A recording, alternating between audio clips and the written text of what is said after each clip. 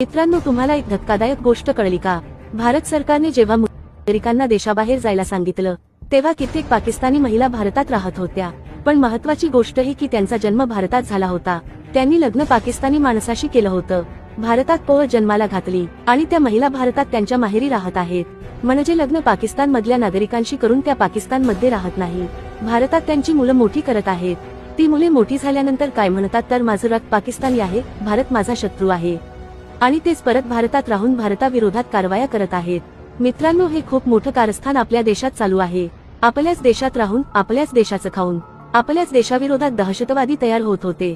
त्यांनी आपल्याच देशात एक दुसरा मोठा पाकिस्तान तयार केला आहे, जो त्या पाकिस्तानहून अधिक धोकादायक आहे.